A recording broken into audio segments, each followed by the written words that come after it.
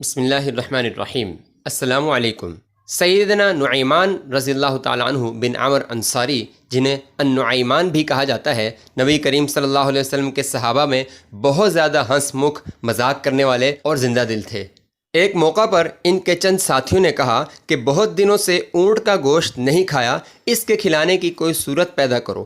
اتفاق سے اس دن ایک مہمان اونٹ پر سوار ہو کر مدینہ میں آیا، اونٹ کو درخت کے ساتھ باندھا اور خود نبی کریم صلی اللہ علیہ وسلم کی خدمت میں حاضری دینے چلا گیا۔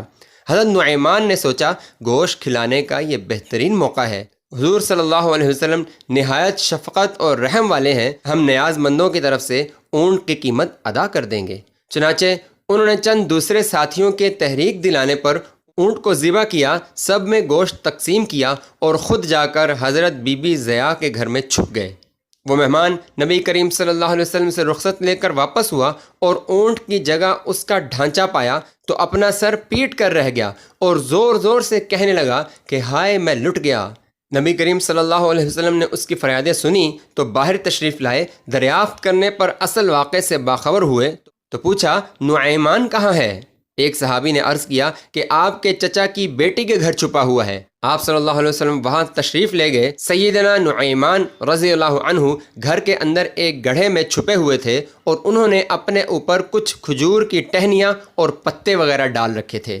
آپ صلی اللہ علیہ وسلم نے وہاں پہنچ کر دریافت فرمایا کہ نعیمان کہاں ہے؟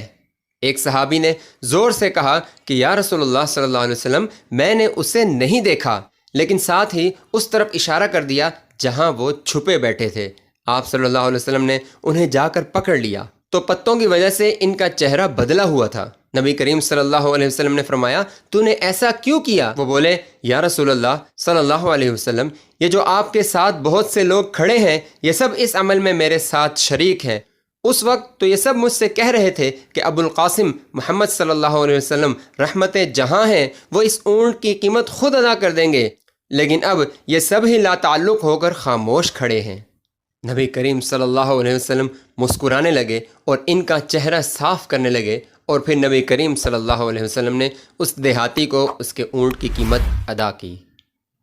اچھے واقعات کے لیے چینل کو سبسکرائب کریں۔